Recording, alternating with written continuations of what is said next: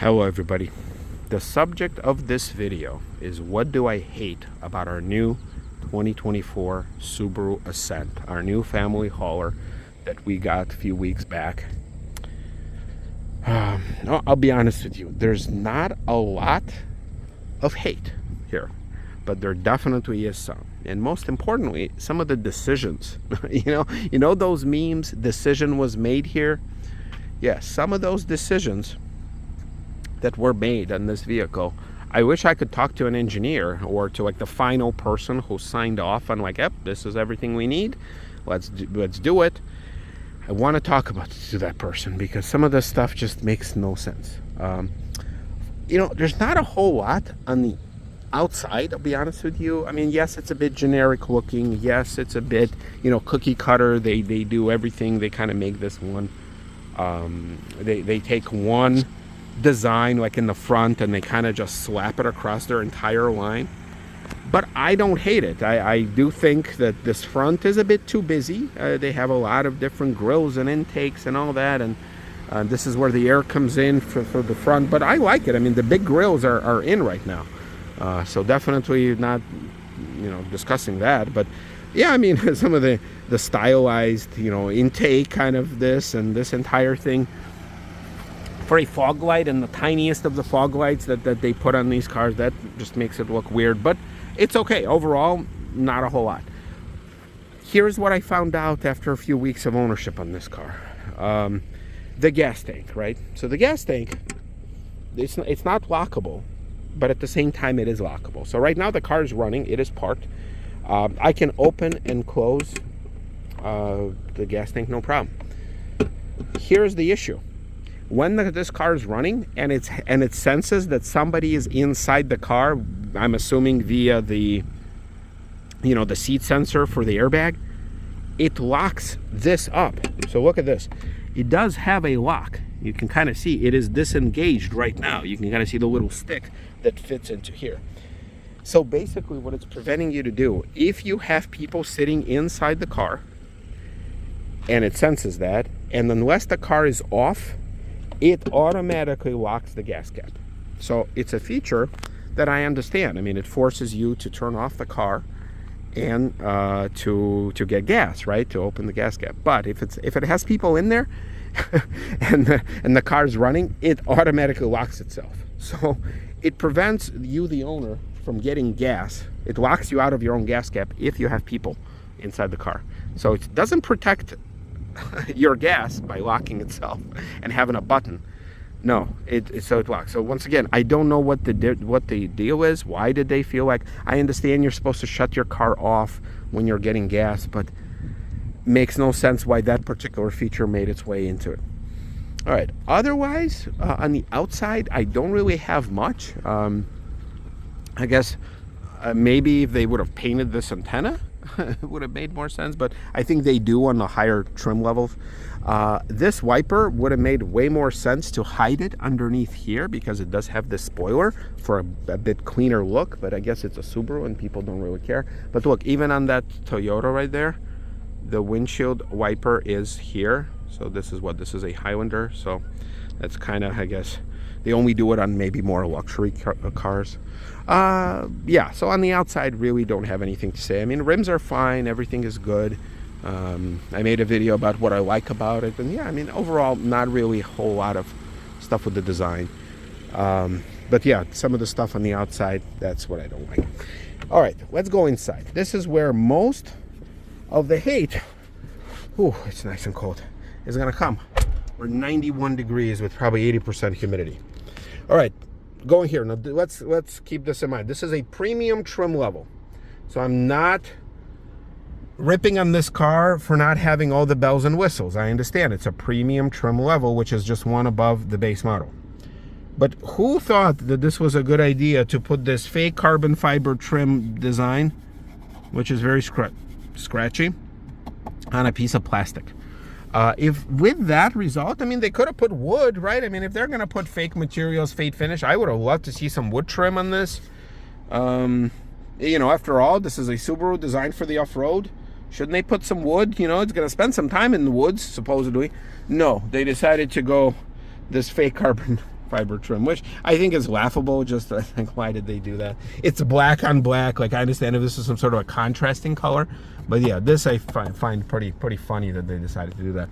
This button, I already mentioned that in my overview. This button does absolutely nothing, and I could not find any reference material to any video of this car or even the manual where this does something. For example, this button on the higher trim level cars, this is your folding mirrors button on the like the limited and some of the higher beyond that. This one, this doesn't do anything. This right here, you can kind of see that this is the brightness level. I kid you not, on the highest brightness level, this whole thing lights up at night and actually is becomes very hard to see. So we click it one down where it's okay. Like, obviously right now it's in the quote-unquote auto mode, but in the nighttime, man, this thing really, like, this whole screen just makes it hard to see. This screen too, it becomes very bright in the gauges. So we click it one down. I think they kind of overdone it there. Paddle shifters. Who thought that this car needed a paddle shifters? Now, I understand a lot of cars have paddle shifters for no good reason, but why this car? It's a 7-passenger, heavy car.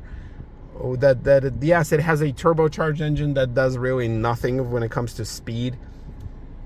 But you do have this manual mode. This car, yeah, it can tow a little bit with a tow package, but at the same time, I mean, to me, I mean, yeah, it's good that it's there. I played with them for about 5 seconds before I realized it does nothing. As far as like holding the gears and all that, it still shifts by itself when you rev it too high. So yeah, I would rather pay a few $100 less and not get the paddle shifters, I'll be honest with you, but here they are. Let's keep going. Everything here is driven through this screen. If this screen fails, you're SOL, because look at some of the decisions that they made here. You have the physical buttons for your temperature and your defrost. I guess they realize that you're going to be changing this quite often. But they have everything else. They have the fan speed. They have the fan, like the zones where you want them. Everything is done through the screen. Heated seats are the screen. Everything is the screen. If this screen fails, I mean, you're not only out your radio and your navigation and your phones and all that. I can live without it. But the heated seats, technically you can live without it, but I would have loved to have some sort of extra, you know, there's plenty of room here. They could have made this smaller. They could have moved this up here and made this. This thing is to connect your phone wirelessly, but I would get rid of this. Put the knobs here somewhere up, and then move these and just make these physical buttons. Subaru uses these little toggle switches, like usually somewhere here. There's no reason why this needs to be on a screen. Your fan speed should have been a button. So basically to make redundancy, because you can control redundancy, right? Your temperature, right here, and you can slide this thing back up and down. Yeah, so I don't like it. This screen should have been smaller, and this whole climate control situation should have been its own thing. But they decided to make everything into a screen. I know why they did it. They cost cut it because before they used to have these little 3 pedal buttons here, and they had a separate little helper screen here. Now they tied everything here into one. I'm assuming it's cheaper. It's more, you know, catches people's attention. It looks like a phone with a home button. By the way, it's not the most responsive screen. Speaking of this, it has good features, no doubt about it, but it's laggy. I don't know. Somehow, car manufacturers still can't figure out a way how to make their screens as responsive as a phone. I don't understand why. What is it about this technology that makes it slower? This is a 2024, right? New style. So, anyway. Gotta talk about all the safety gadgets. Now, on one side, it's great, right? It comes standard with their eyesight. It's all the safety. Here, let's hide this. All the safety stuff, all of that, integrated microphone, or maybe it's here, I don't know. Everything is great. But man, this car makes you feel like you need to be handheld every single time. I'll give you an example. You have your smart cruise control, right? You can set the distance, right? Closest, farthest, whatever. And you have this button, active steering. This thing, it's dangerous. I already test drove this feature on about a 250-mile trip into Michigan. As you can see, this car's got 494 miles. About 250 of those miles were made over one weekend. And the cruise control by itself works great. This active steering stuff, the way it's designed, instead of like locking into the lane and kind of keeping you there, it bounces you very slowly. Okay, well, I know my hand kind of very slowly. It designed that instead of just centering you, it just drifts, and then it hypothetically it hits the white line and then it bounces back. It hits us. So basically, you're driving with this active steering thing from line to line, and you just keep being bounced from here to here, from here. What makes this thing dangerous is that when it does its bounce from lane to lane, and once again, it bounces it probably, you're going 70, it bounces you probably back and forth every 10 seconds or so. You seem to be like, and this, the steering wheel does turn by itself and put some resistance, and if you start fighting it, it will automatically turn itself off. It lights up green when it's working. The problem happens is that as it bounces from white line to white line, if there is another car that tries to get a little bit closer to its comfort, I kid you not, it will fling you to the other side of that white line, and you will not expect it. And we had that happen. We had a white pickup, well, I shouldn't say white, we had an F-150 pickup truck on the left of us, and it was keep bouncing us, and at one point it must have got that pickup truck that we were parallel with, got pretty close. It was on the left-hand side. I kid you not, I almost crapped my pants. It flung the car by itself all the way back with there's only one problem. There was a semi-truck there, and once again, when you don't know what this car is going to do, this whole thing, it just, when you're going fast, obviously it doesn't do it like this, but he just flings you back, and oh my God, I almost had a heart attack. I started fighting the steering wheel, and as soon as you start fighting the steering wheel, it turns off. I'm like, what the hell happened? And I kid you not, I didn't do that. The car did this. So this thing needs to be calibrated or recalibrated or something, but I tell you what, I'm not gonna use this feature. This feature will be turned off, and unless I need maybe to stretch my arms or something on a long trip and nobody's around me, yeah, it's not good. The cruise control works awesome. That steering thing is not good. And it's the same kind of feature where you have the lane keep assist, where you have your blind spot monitor right there, which works very well. It just lights up. It doesn't really beep or anything. But it's very aggressive. If you have this active steering thing turned on and it tries to put you back in the lane, yeah, I don't like this thing. So this feature, it's good that it's there, but I will turn it off. And I'll just use the standard cruise control. And this guy, this Jesus takes the wheel type of deal does not work out, because the Jesus has his own plans and might be dangerous. Speaking of this, now that I'm on the subject, all these features that this car has, they beep. They constantly beep. And the way that this car is set up, look at this.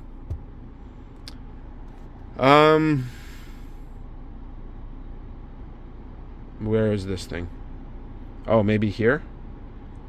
Yeah. So you turn this off, it lights it up. If you want to turn off your traction control. Okay, that's fine. I accept that. Auto vehicle hold. This is if you hold the brakes, so you don't have to hold the brake in traffic. That lights up. All right, so that's 2 buttons. All right, so there's that. Driving assistance button. Look at this. Pre-collision braking. Yes, I do want to turn it on. God forbid we're ever in an accident, so it pre-charges the brake. Look at this. Lane departure warning.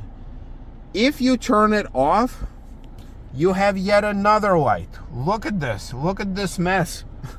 So you can't really turn it off without it displaying right there.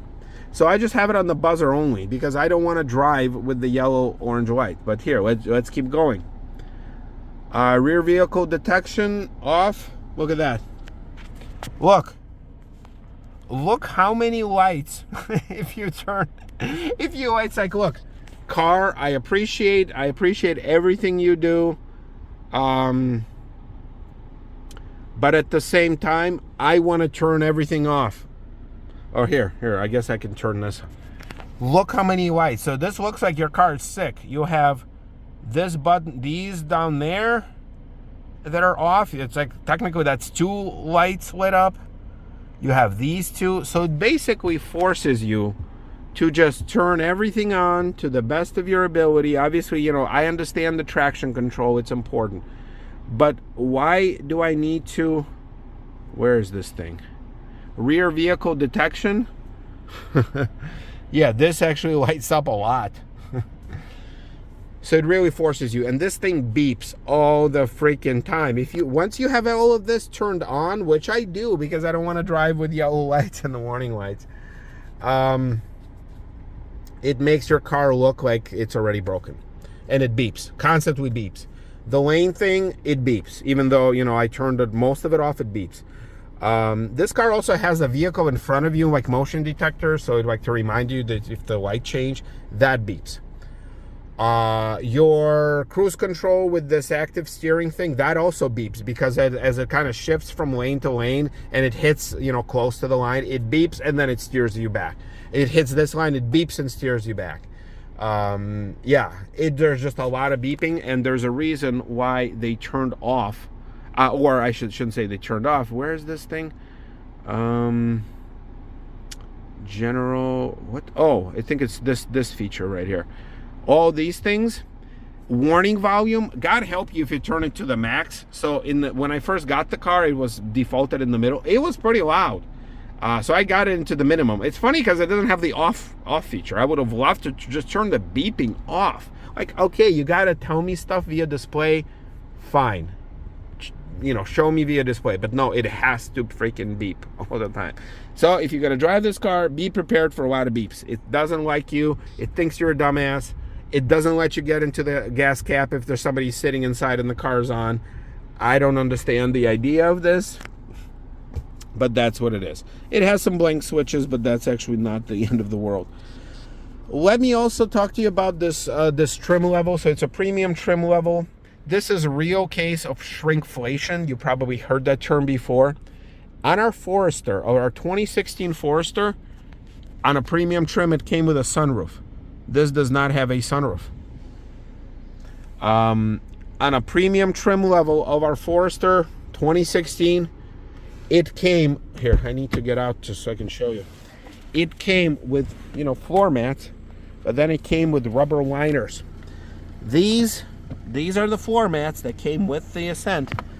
This thing right here, this plastic looking thing, I bought this on Amazon.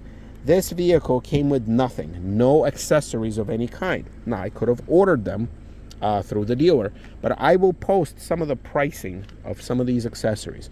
The only thing that I really wanted was the floor mat and the trunk liner, and also to cover for the back seats. This, I will show you the prices that Subaru charges for this thing, and it was ridiculous.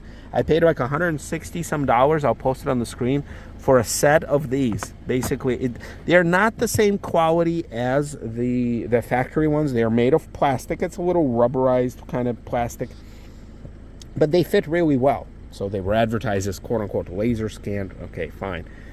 So I bought this set. It covers obviously the passenger side as well. It comes with this tray, for the middle, a la Lincoln Town Car. I'll be honest with you, this thing, I don't know why it's folded this way. It should have been like folded this way. So you know what I just realized? It's upside down. Okay, I'm a dumbass. I will change this. This needs to be put the other way because it's upside down. I don't know what made me. And you can see, the kids took full advantage of it. All right, stand by. Okay, sorry about that. I totally missed that part. Yeah, now it makes more sense. It still doesn't really fit as well as a factory one would be, but still $160 versus like $400+ for a factory set. It's ridiculous. It has these cup holders that kids would not be able to reach, but it is there. It's got plenty of other stuff. And yeah, so I had to buy this set. Here's the one for the rear. I don't know who thought it was a good idea to, only give us like this much. They could have made this thing much wider. Once again, this is not a rip on the Subaru for having, crappy floor mats. But it's a rip on a Subaru for not including this, or at least not charging a decent, amount of money for a factory accessory. So I ended up buying this for 160 bucks. It also came with the covers. These are Velcroed onto the back seat, and I had to make the little cutouts for the straps, and I can make more cutouts if I want to put child seats. But that was 160 bucks extra. Here's the cargo tray. Once again, it's not a factory fit and finish, but at the same time, it does the trick. And we do use it for like the beach and gets dirty and the kids go in there. But yeah, this one, that's bad. They should have made this thing bigger. You can kind of see the factory one underneath it. And what the hell is that? You can't even put 2 feet here. But in any case, it did not come with the tonneau cover. Once again, you can buy it separately as an accessory, but be ready to pay a few $100s more. So yeah, that is bad. No sunroof. Yeah, I already talked about it. Remote start is also through the app now, and it comes with a 3-year subscription,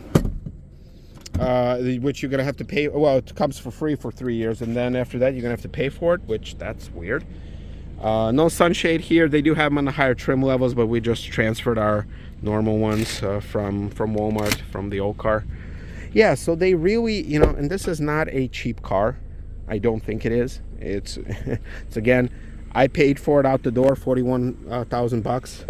The pricing was like 37.8, and they could have. I understand. Okay, you don't want to include the sunroof. I got it. Fine. Why not include at least the freaking floor mats? I mean, for the love of God. It doesn't cost you that much to make floor mats. But nope, not included, nothing, even though an 8-year-old car that we just replaced had those. Okay, well, that's kind of the hate. It's again, now I still bought the car. When you know, a lot of people commented on my hate Ford Fusion. Well, what did you expect? Why did you buy it? Guys, this is not this wasn't a quote-unquote surprise for me. Yes, I saw that, and I still made a decision to buy this car. I still would recommend this car. I still think that this car is a good value. It's an all-wheel drive vehicle, but I think the designers and the factory people, you know, come on, guys, please include factory floor mats for the love of God, and the trunk tray.